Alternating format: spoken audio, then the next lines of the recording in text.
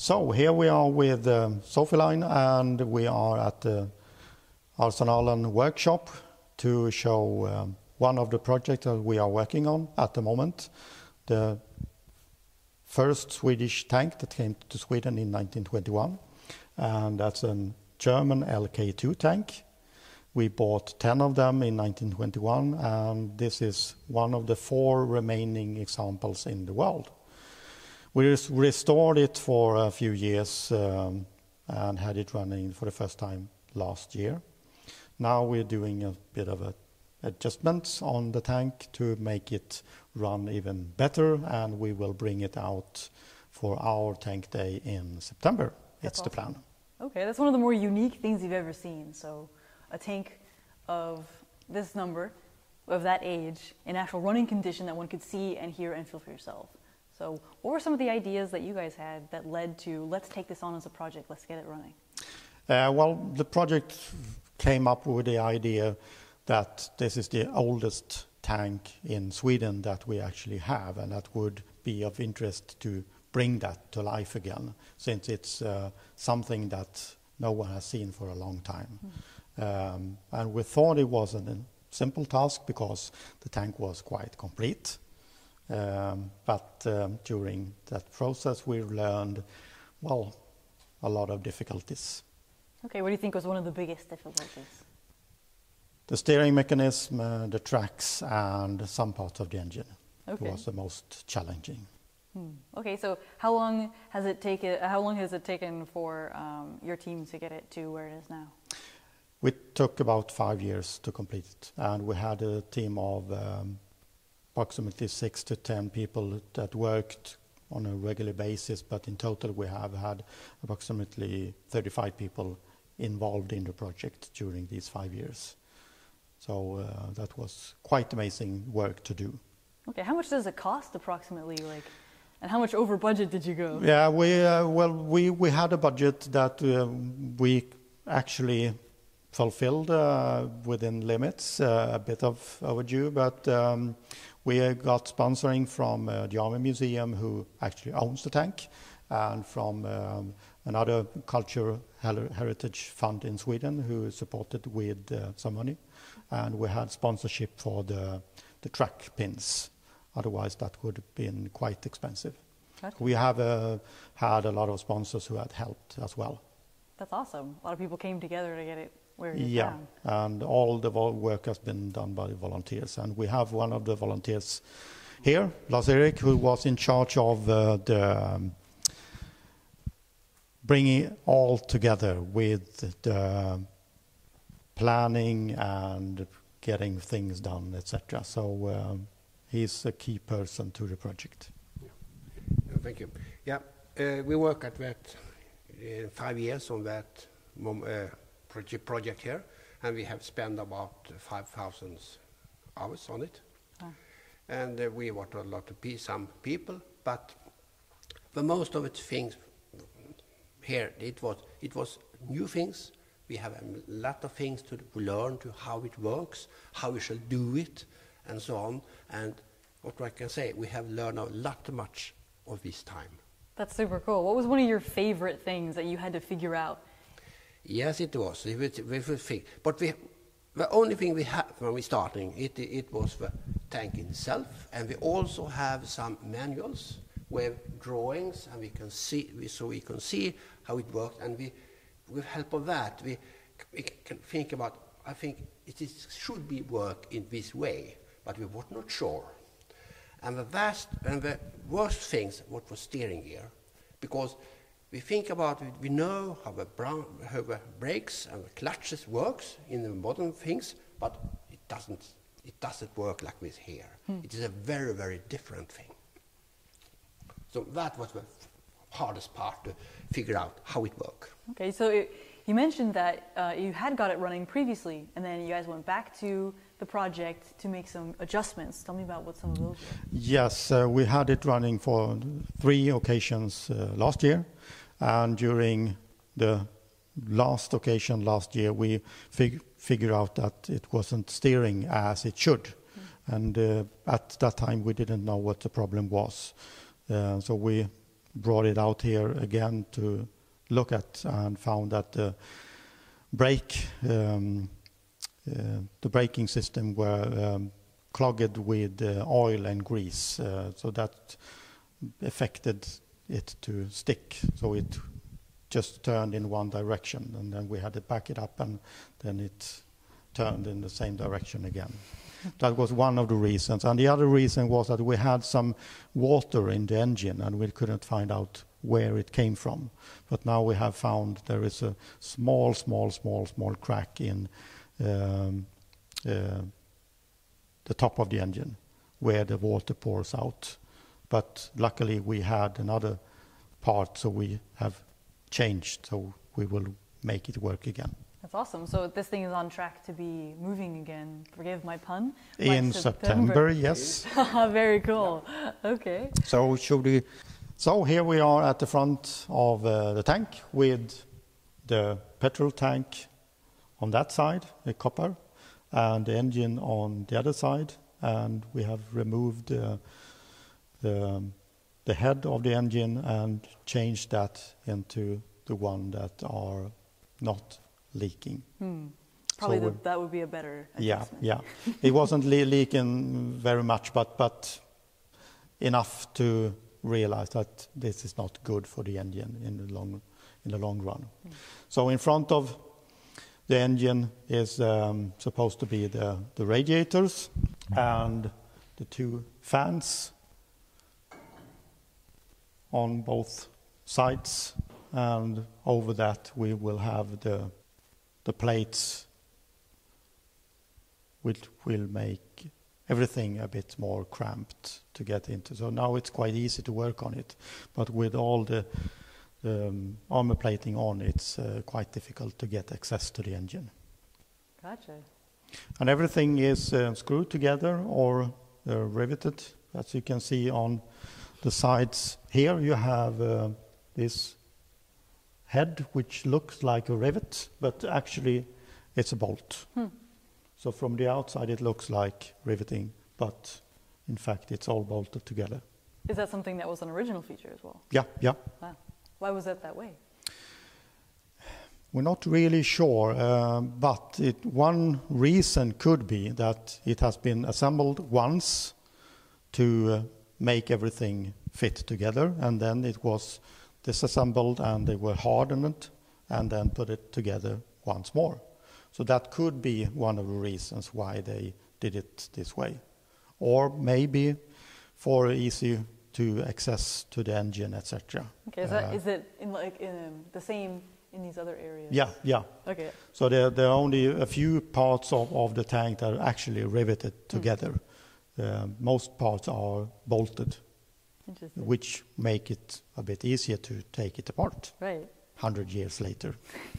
Who knew that would have been a challenge? They weren't probably thinking with that back then. No, they probably didn't think that in 100 years' time someone will take this apart and examine it again. Yeah. What are some of the kind of big surprises that you guys found when you went in on it to restore? Well, the big surprise was that the bolts actually was easy to unbolt. There were not so many that was really rusted together. It was amazing that how easy it actually worked. What do you attribute that to? I think someone has greased the bolts a long time ago. Nice. Someone thought one day one will take it apart again. So we had a lucky guy back then in the 1920s to think ahead. Nice. That's cool. What's something else that you found that was pretty surprising when you went in to assess it or to change something the first time?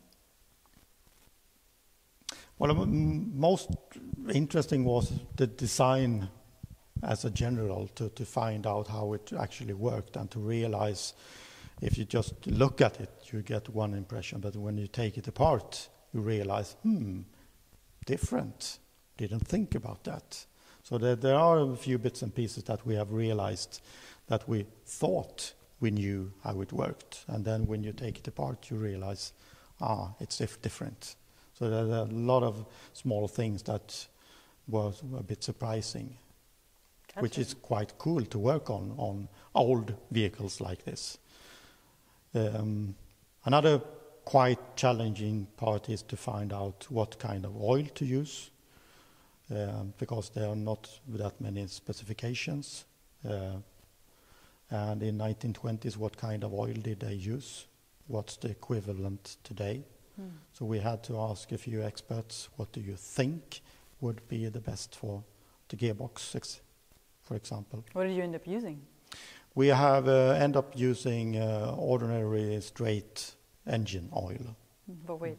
Which is probably without the additives, etc., that could damage, etc. Gotcha.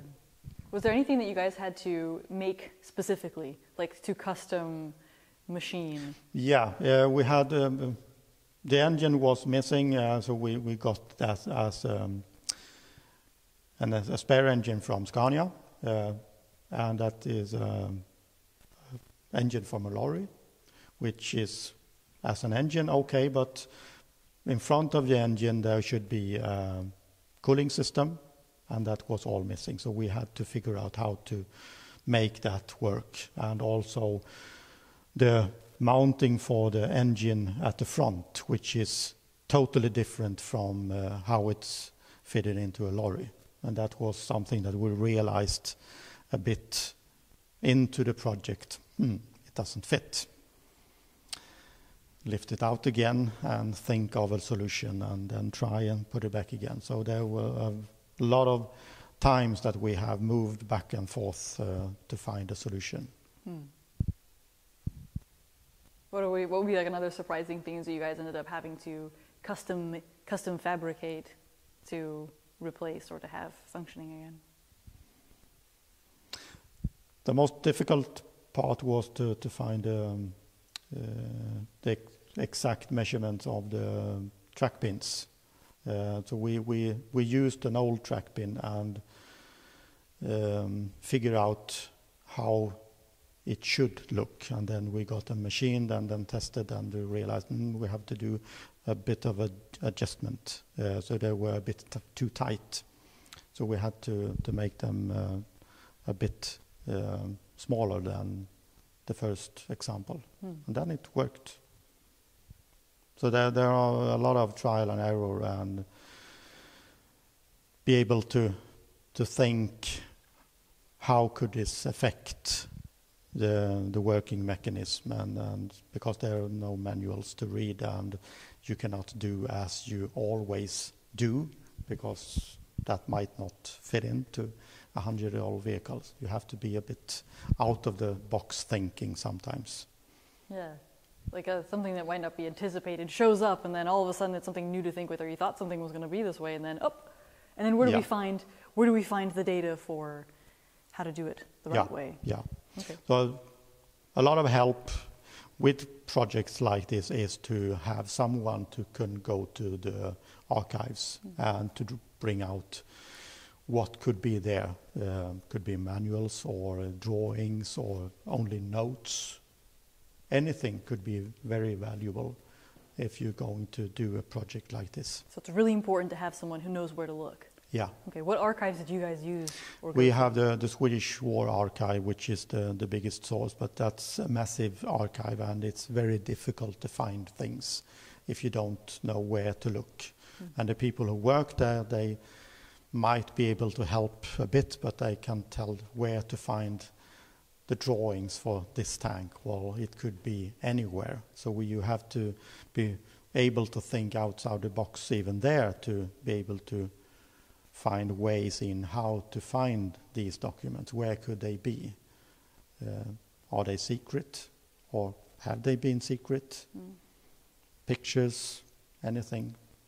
So it's a bit of a mystery to be going through the archive as well. Do you have like a lot of people who are, private historians or private experts? Yeah, we have a few people that actually do stuff like that for us, and that's very helpful. That's pretty cool. Yeah.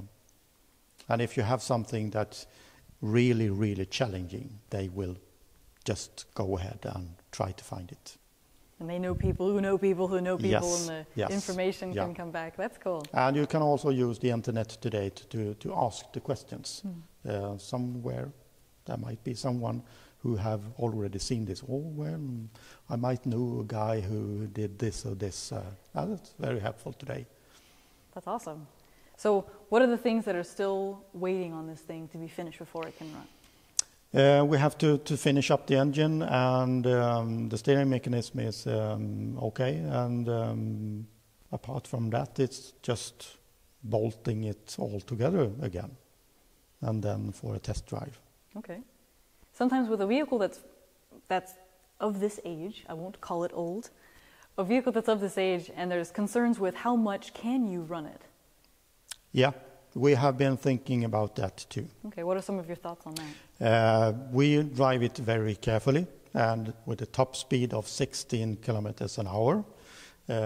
We have to drive carefully, and with the suspension that much, you can't drive very fast, and you have to think about what kind of terrain you're driving through.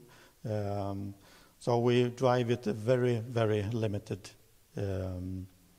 distances, and this is because we want to be able to drive it for 2, 3, 10 years perhaps. So if we keep every time we drive it a limited distance, hopefully it will last for maybe 10 years, 20 years, we don't know. And if we will find too many cracks, etc., we will have to decide, should we carry on or not? How many, is there like a limit in, like, say, kilometers per year that you're willing to operate it? It's hard to tell. It's not a matter of kilometers, it's a matter of meters. The distance, since if you on a big field with 8 kilometers an hour, you will have to wait a while because before it goes back again. So it could be a bit boring to watch it if it's driving too far away. Sure. Okay. So you just kind of, every time you take it out, re-inspect. Take out to look at all the components again and say, something has changed, has something broken, has something been... Yeah. And then reassess. Gotcha. So we have, maybe we have run it for 500 meters or maybe 1 kilometer at the most in total, since it was restored. Okay, then how many times a year do you think that you would plan to take it out?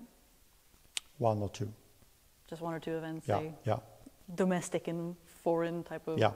Okay, that's cool. How are you going to transport this thing to, say, a fancy event abroad? We will transport it on a lorry every time. We will never drive it if it's more than 100 meters. Yeah. Okay. Just not to wear it out. Gotcha. So we hope that we will be able to bring it to some events in Sweden and abroad in the future. That'd be great. Get people. This is something that you're not ever going to see anywhere else. So people being able to see it and hear it and feel it for themselves would be quite a treat. Yeah. Yeah. But it's awesome that you could also come by. So tell me a little bit about the event that you're bringing it out for in September. That's our own tank day, when we bring out 5 to 10 different vehicles of different kind, wheeled vehicles, tracked vehicles, to show how they work, how the sound and how they interact. We don't do a lot of reenactment, we just show the vehicles, and this will be one of the vehicles that we show in September. Okay, are there any other vehicles from its era that you plan to restore in the future? We have a few vehicles that we have been looking at would be nice to restore, but they are from different areas and depends on how much time and work they will consume before we decide which one to take on as the next project. So this will stay a pretty unique feature of its own era at your event for the time being. Yeah. Okay, gotcha, very cool. Thank you for watching with us. This is just one of the unique armored vehicles that you're going to see out here at Arsenalen, and it's one of the awesome, unique projects slated for restoration. There's a few more upcoming ones, so you got to keep your eyes out. But get yourselves on out here to see this thing, and we will see you next time. Yeah, thank you for being. My pleasure. Thank you for showing off this awesome tank. It's our pleasure. Awesome. Let's go see some more.